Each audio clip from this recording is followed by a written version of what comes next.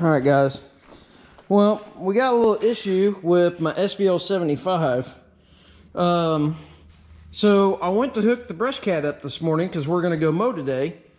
And then one side started to fold down, and all of a sudden you've seen like both of them kind of spring up a little bit when I was locking the attachment on. Well, you see, there's no bolt in the ear. Well, here's the bolt, and it threads into this little insert that's in here, and then it goes through a welded sleeve. There's a welded sleeve that goes up through the bottom of it. I can feel it, and there's a weld around there. There's a threaded insert that sticks up, and then that cylinder slides onto it. Well, it's not unsliding, and I mean, this one pivots on the bolt, so it should be pivoting on that sleeve. Well, this sleeve's not coming out. I tried tapping on it. You know, I don't want to damage this is cast on the end of the cylinder, so I don't want to damage it. I put a block of wood behind it, and I was trying to knock it out with a drift, and it's no bueno.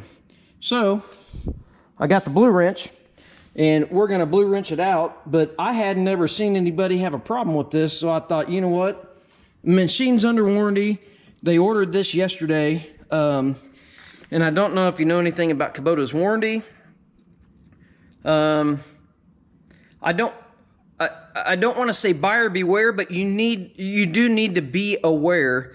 So Kubota does not warranty their equipment like everybody else. Let me explain. So the warranty process, simplified, this isn't exactly how it goes, but this is kind of how it goes. So they have to take pictures. They want a picture of the outside of the machine. They want pictures of the hour meter. They want pictures of this, that, whatever. Well, then they have to submit the warranty claim and get approval. If you, say, have a John Deere, you take it in. If it's broke and it's a covered item, it's not, you know, wear and tear or something, they just fix it, and then they submit it, and they get paid. Kubota doesn't do that. Kubota makes them submit it, and then you have to wait. I submitted it over the weekend because it happened over the weekend, the end of last week, actually, and today is, no, maybe it was the beginning of the week it happened. I don't know. It's been 4 or 5 days, and I still don't have an answer if it's going to be covered or not. So I called yesterday, and they basically ordered me a part, and it'll be here today. I have to go work. I may go pick it up in the morning. Today's Friday. I might go pick it up Saturday, but I need to temporary this thing on. So my thought was, and I figured I might throw a video out there because this may be a thing. I haven't ever heard of it or seen somebody have this problem. But anyways, this is what I'm going to attempt to do, and we'll see if it works or not. And if it does, you'll know how to fix it. We're torching that little piece out right there. Hopefully you can see it in camera. Let me fire the torch up. I'm going to slice the side of it off. I can't tell. I mean, I could spin it. Yeah, all it is an insert. I don't know why it won't come out, but it won't come out. So I need something. Hang on.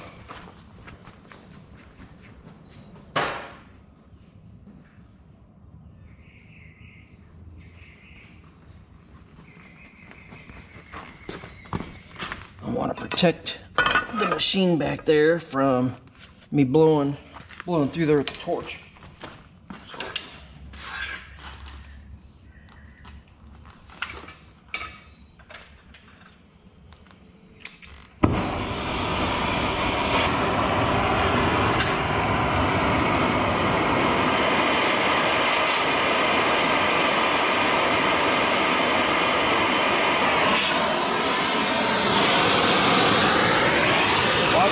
Watch your hydraulic line.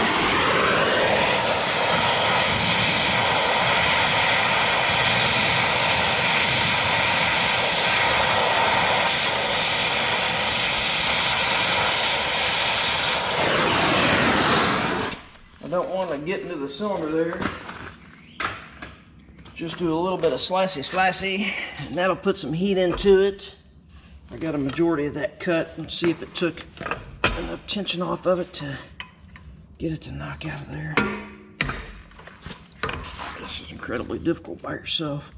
I wish it wasn't hydraulic is what I wish. Ow, that hurt. Smash your fingers, Jason, that's what you do.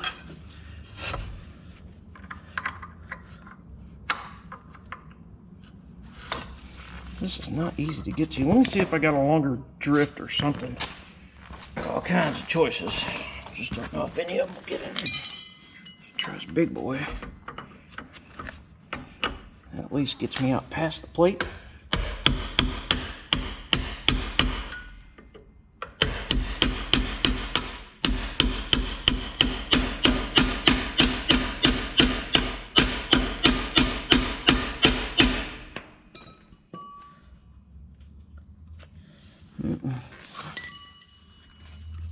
May have to take the solder off to get in there enough to see, because I can't see what I'm doing in there.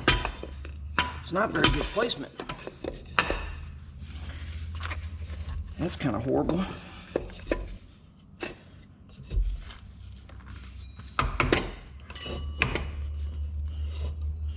All right, let me try to torch just a little bit more.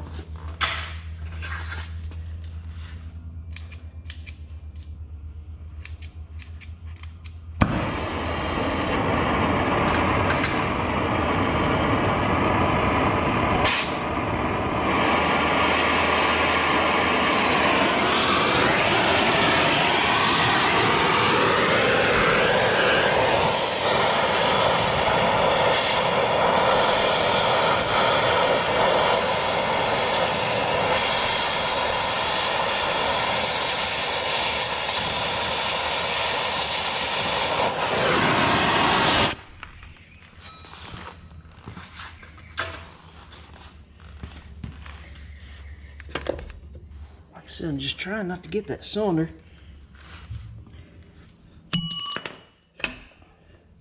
I'm trying to give it the cylinder, or the cylinder, enough support out on the end. I'm not hitting that real hard at all.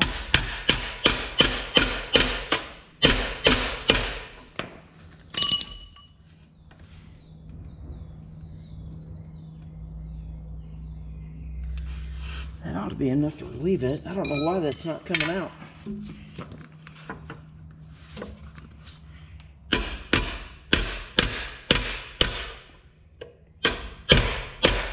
There it goes. All right, that's probably a hot potato, but there you go. That's what was in there. So, and we did not damage the cylinder. I wasn't hitting that hard at all. So, but there's our little piece. There's the back side. And then I was just trying to cut that enough to relieve it. I guess it was a little thicker inside, so I could have cut a little more.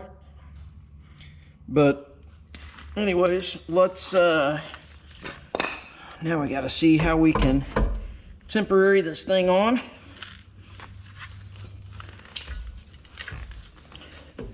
Let me move you guys. Get this hot plate moved. Maybe get you guys in there somewhere. Maybe. My thought was, is if I could get the threads. Woo, that's a little warm. Nope, the threads won't reach. So, obviously, this piece, the orange piece here, is messed up. So my thought was, I know I don't have anything. Well, I've got the insert. I guess I could put the insert back in that, and then I could just run a nut and a bolt on it and double nut it maybe to keep it locked on, or if I had a nylock nut or something. I don't know, let me figure out some kind of hardware to put on this, and we will get that temporaried on, and I'm going to let this, it's just the very end. That cast cools down pretty quick, so I can touch that. It's got a little heat in it, but it's not bad. All right, let me figure out something to temp in this, and we'll be off to the races. All right, guys. Well, what I came up with, that's still a little warm. I cleaned this insert up on my little belt grinder over here, and actually, I guess I need to show you guys my little belt grinder over there. I don't think I ever did a review on that, but I really like that little thing. So I cleaned that up to where it would slide in there. Can you guys see what we're doing? Yep. And then I got a 3/8 bolt and a lock nut. So what we're gonna do is this will slide down through there. Hopefully you can see the bottom down there. Let's take this lock nut. I don't know how long this is. Maybe I need to tell you how long it is. Probably 2 inch. I don't know. Let me measure it real quick. All right. Well, apparently I've done this too many times because it's 2 inches. So if you need to do this, at least that way you know and you don't have to guess. And then my thought was, if I can get, it's kind of a strange spot to get to. And right now I've got a rock that's trying to beat into my body. I'm kneeling on the ground here. Kind of in a good position, but man, that rock is killing me. All right, and then I just got a ratchet wrench and a ringlet wrench. Hopefully this will work. I mean, I don't see why it wouldn't. That way we're not gonna waller out this cylinder. It ought to do relatively the same thing. I guess I need to put a washer on this. I was just trying to figure out how's that going to retain that on there without just slipping past the bolt? Well, that would be a washer situation. Let me grab a washer. See, this is why I'm doing this now and showing you guys what you need to do to fix this until your warranty claim goes in. Hang on, let me get a washer. All right. Don't have a grade 8 washer, but it shouldn't really need it. It's not like you're, you know, trying to hold back the sun here. All you're doing is closing and opening the cylinder. So I wouldn't think that it would need anything astronomical. We'll find out. I'll tell you at the end of the day if the quick little repair worked or not. Oh, it's going the wrong way. Upside down. There we go. See, I thought it felt weird. Why do I keep going the wrong way?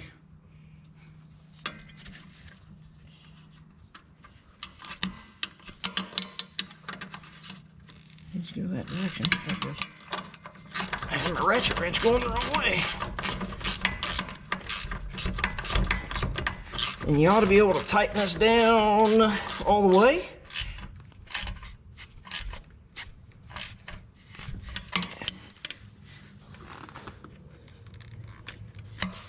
Cylinder doesn't, there it goes.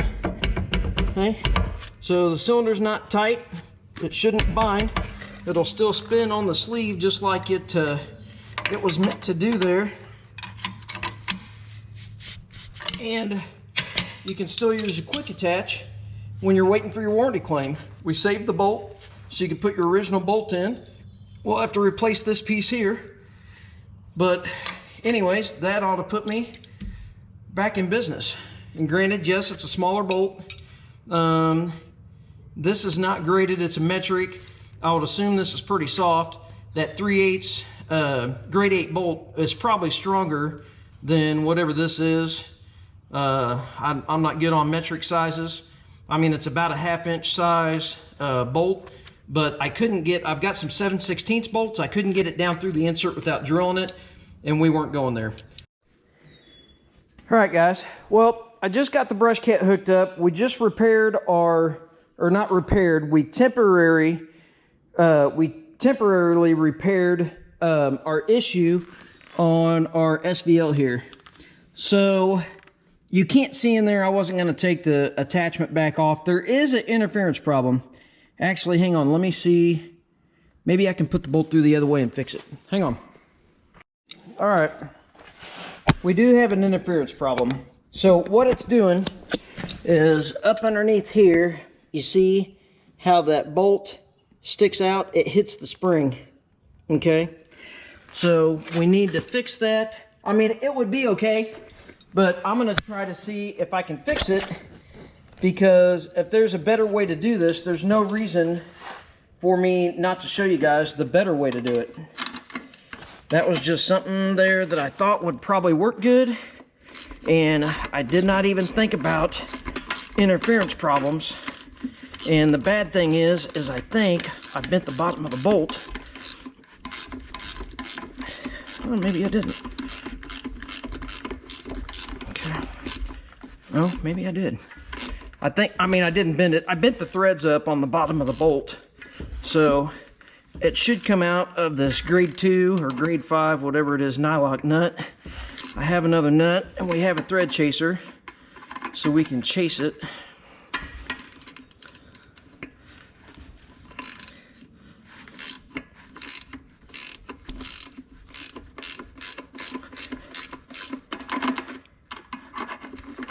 Maybe we bent the bolt. No, it's just in there half crooked because we're not all the way unlatched. There we go. All right, so let's see. Come on out there.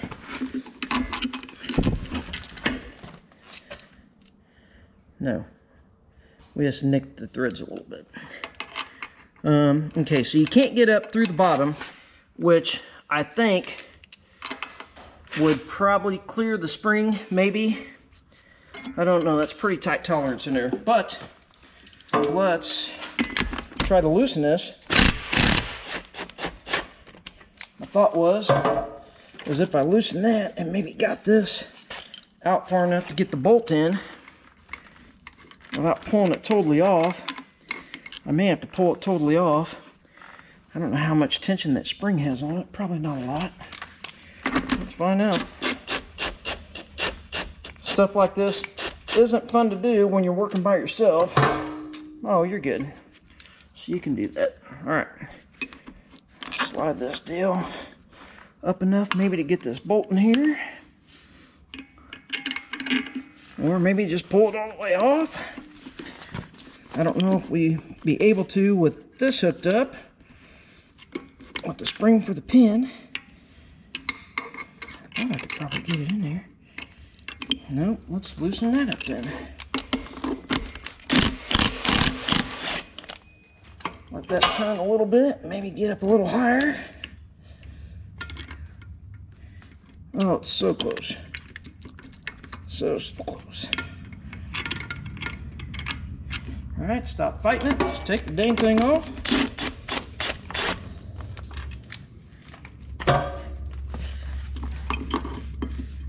All right. Put our bolt through. Put this back down. It's nice. Everything's, you know, got inserts and stuff on it. As you can see, my pins are well lubricated. I can pull that up by hand. All right, let's see. That will not quite clear. All right, hang on a second. I'll use my handy dandy little grinder. And that, like I said, this doesn't have to fully interlock. I don't want to damage the spring though. I wouldn't think that it would, but I'll show you guys my little grinder, I guess. Safety glasses are on.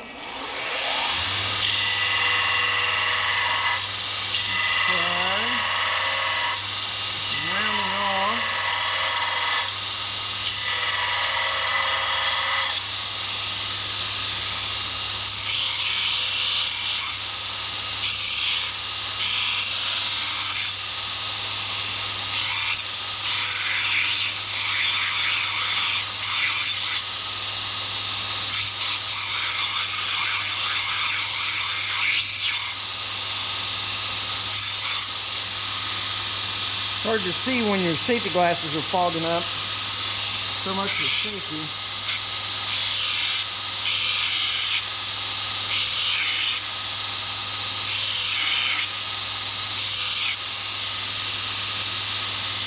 All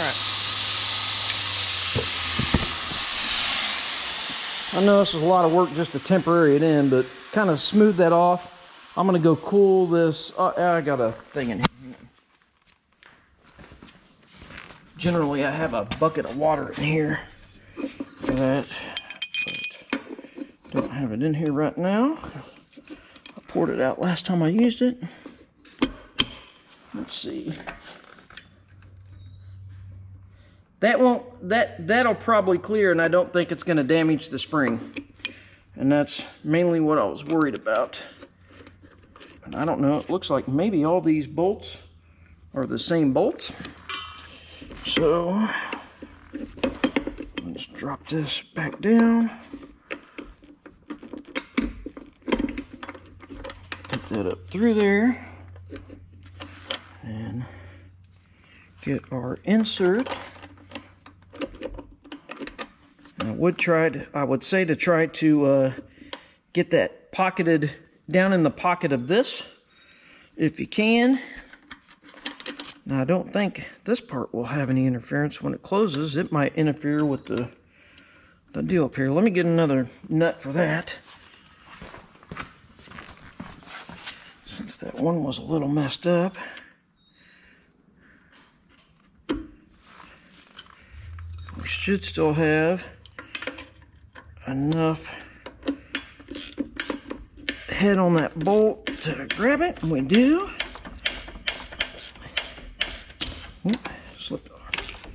I was trying to adjust where I had my arm in there because there's a zip tie over here trying to replace the skin on my arm for me with a sore. It's got the flag sticking out and it's lighting me up.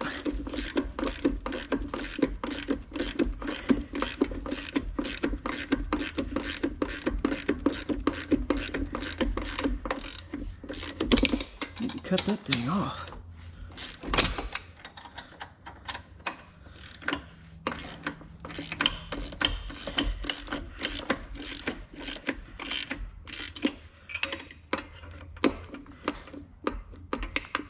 Okay, so there's a little bit of movement in there, so that should hold that just fine. Let's put our spring on, our big washer, and that stuff.